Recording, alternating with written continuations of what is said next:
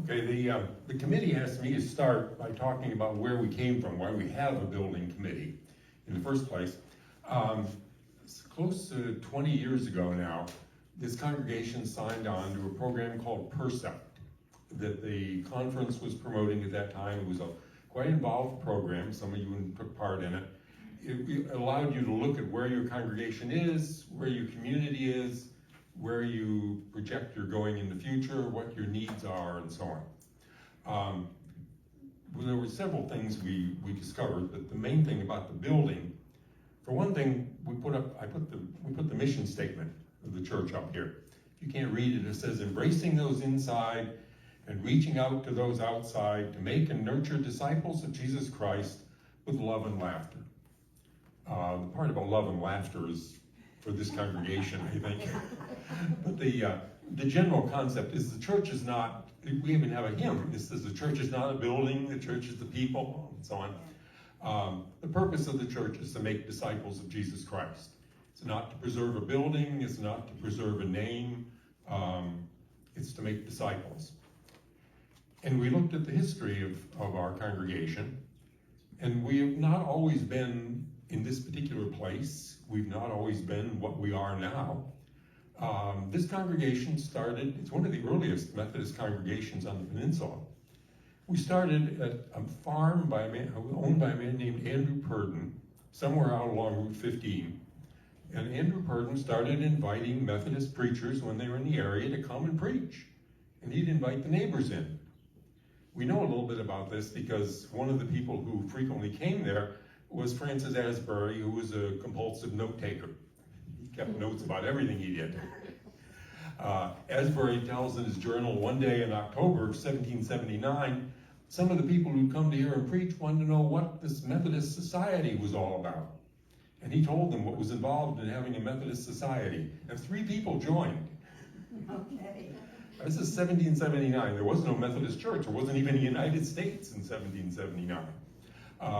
But 3 people wanted to form a society around here so that people could get to know Jesus in the way that the Methodists did it. Asbury kept visiting there. And a little bit later, he talks about having as many as 60 people turn out to Andrew Purdon's house to hear him preaching. Now, you know, the picture was one thing to have a dozen or so of your neighbors come in for something.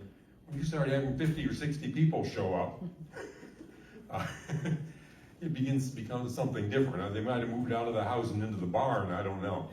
But someone, eventually, maybe Andrew Purdon or his wife or someone, suggested maybe they really ought to build a proper church building so that we wouldn't have to depend on Andrew Purdon's house. And they did. They acquired some land somewhere around the intersection of Route 12 and Route 15, because those roads were there in the 1700s. They acquired a piece of land out there. Apparently it was given by somebody named Purnell. And so they built a little chapel out there and called it Purnell's Chapel. It's right around somewhere where Bob and Linda String lived, out in that neighborhood.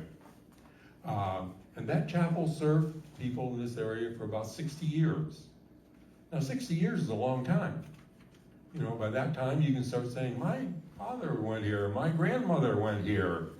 You know, you get used to it.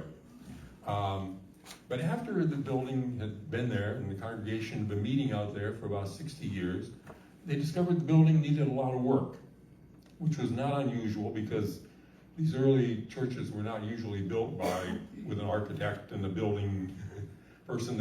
Some farmers got together on a day and threw together what they could throw together. You know, it was not necessarily well built. They needed to spend money on the building, and they had to decide what they were going to do.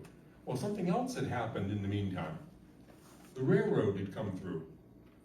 There didn't used to be anything here. You know, Route 12 connected Ridgely with Frederica. There was nothing much in between, except some farms. But the railroad had come through, and people were starting to build a village here. And so I can imagine they had a lot of discussion out there. This is a nice church. Why don't we just spend some money and fix this place up and stay right here and where we've always been and where our grandparents went and so on. But other people realized that the people were going to be in town. And town people are different than country people. You know, the country people are used to, they got a horse and wagon and they'll hitch it up and they'll walk a long distance. But people in town, they expect, well, you know, they walk to the store and they walk to the bank and they walk to the school and they would expect to walk to church. And if we don't build a church in town, somebody else will. So they got this piece of land and they built a church, which is the front part of this building. And they didn't just build the kind of church they had out there in the country, which was probably just a little one-room building. They built a modern church because people were expecting by 1860, this is when this is happening, people were expecting that the church was more than just a place you went on a Sunday morning or whenever a preacher was available. Church, well, you had people were having mission societies and women's societies and social events like church dinners and so on. So they did what was the modern thing. You build one building with the sanctuary upstairs and a big space downstairs. All that room beyond that wall was a big open space originally before they cut it up. But it was built here because this is where the people were, and this was the modern thing. And it worked. You know, the sanctuary upstairs, we haven't explored it recently or ever, seats about 200 people. There were times, some of us can remember when that sanctuary was close to full. And it wasn't just this church. You know, there was another Methodist church block down the street. The building down there that now somebody's remodeled into a house. So there were two Methodist churches in this town. There were different flavors. Those people didn't have bishops. We did here in this building. But back in those days, you could build a church building on a main street, and you could assume that almost everybody who walked by knew what the church was about. Even if they didn't go there regularly, they knew the church was a good thing, and they knew vaguely what went on in the church. And they thought it was a great place. They could at least send their kids for Sunday school. And someplace you could have your baby baptized, and you could have your marriage, you could have the preacher marry you, the preacher could bury you, you know. The church was just a settled part of society. Well, the world's changed, hasn't it? I won't ask for a show of hands, but how many of you here have children and grandchildren who don't regularly attend church?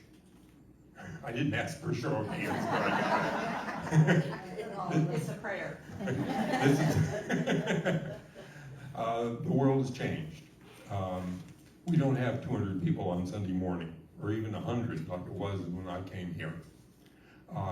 We don't have 150 kids in Sunday school.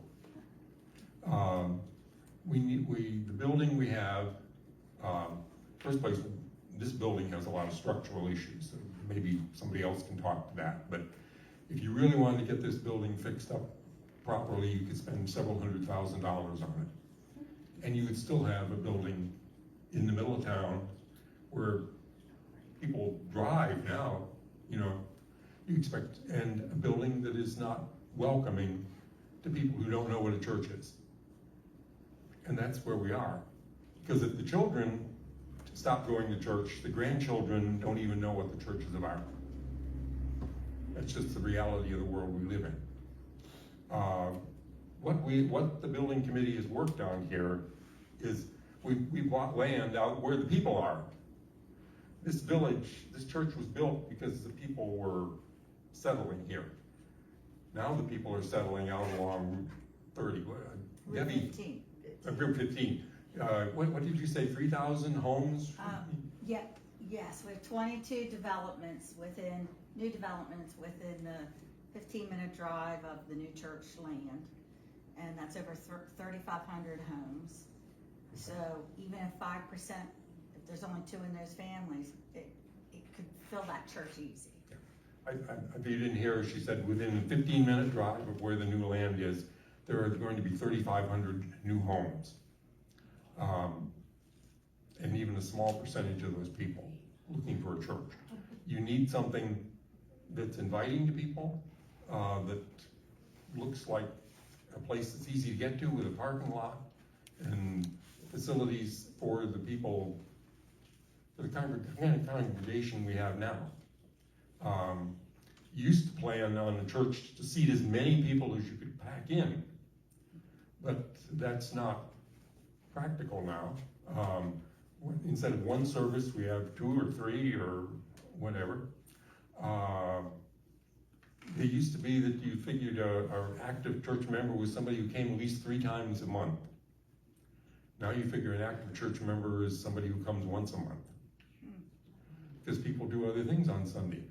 We all know that. Okay, that's pretty much what I had to contribute. I think you got somebody else who wanted to speak? Me. Debbie Moran.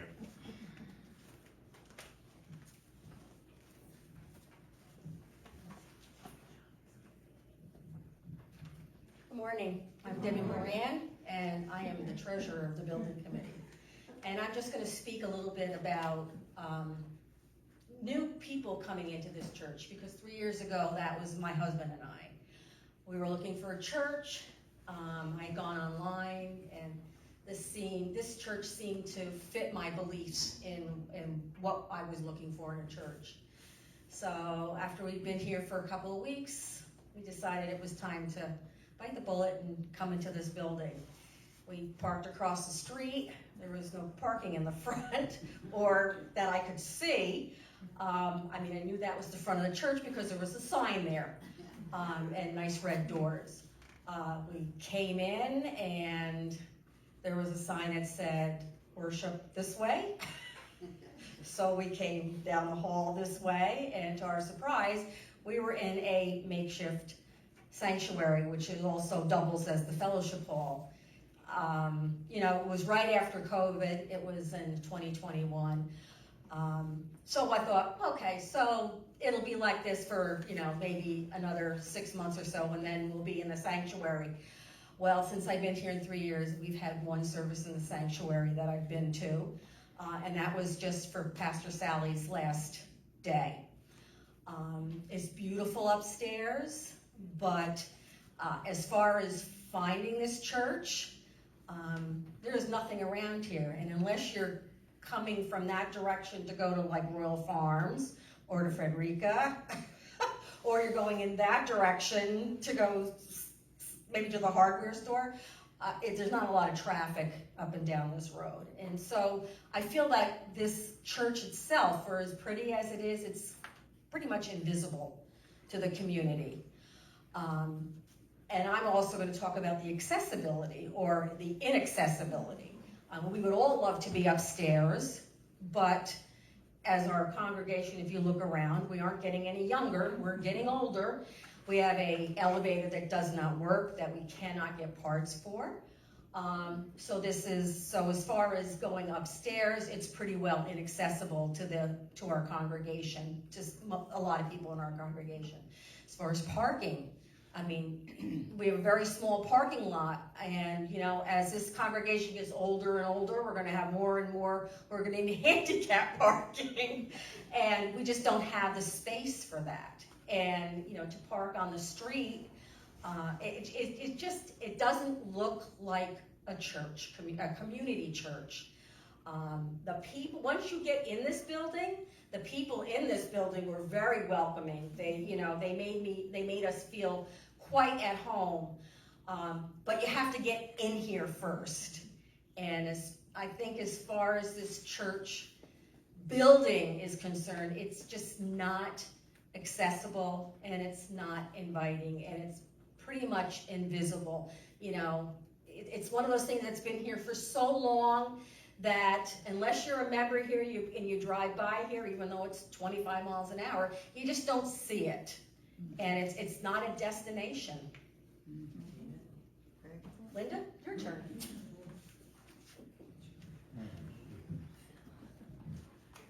I wanted to talk about the things that I am looking forward to in the new church. And one of them is, if somebody asks you where your church is, right now, I told somebody, well, it's in the middle of Felton. And they said to me, where's Felton? Felton is not a place people go or hear of even. Where's Felton? And one that did know where Felton was, I said, well, if you come from the Felton Light and you see the fire department, you've missed us. And people miss us. The advantage of being out on 15 is when, well, lots of advantages, but when people ask you where it is, you're going to be able to say, it's the new church out on 15. It's in the middle of the field. It's got a big parking lot. When people need rides to church, I will be able to drive up in front of the obvious entrance to the church and let them out and then come back and park in the parking lot. There will be loads of parking. We will have our worship area with a smallish kind of stage, would you call it? A platform, whatever. And a way for handicapped people to get up there, to be part of that if they wish to do so. There will be room for having catered dinners. We will have a kitchen that is at least good enough for catering. I think Jean wanted to pay for a third sink, right? So we could have it more than just a catering kitchen. But we will also have 2 Sunday school rooms. Now you might say, oh, but we used to have 150 kids. Well, that's true, but we would need some teachers. So next week I'm going to bring in a paper for people to sign up. We need 2 teachers in each room. So even with 2 Sunday school rooms, we will need 4 teachers every Sunday. So I need to know that even for our 2, we're going to have support. The nice thing about it is that only one of them has to be a teaching teacher. The other one can be I'm here to help out and to have 2 people in the room for safe sanctuaries. It's very important that for the church's safety and the children's safety, we have 2 adults in each room each time that we do have a class. So we would have those. One of the things, when we reach out to those outside, we reach out with missions. And missions is going to be much more comfortable. I'm very proud of Susie and Joni and Debbie and Penny and the people who bring all this stuff out here for the clothing giveaway, which I generally do not, but I'm here to put them away again. We will have a clothing room, we will have a food room, and an outside entrance. Right now, thanks to the firehouse, we can have people come for the senior food giveaway.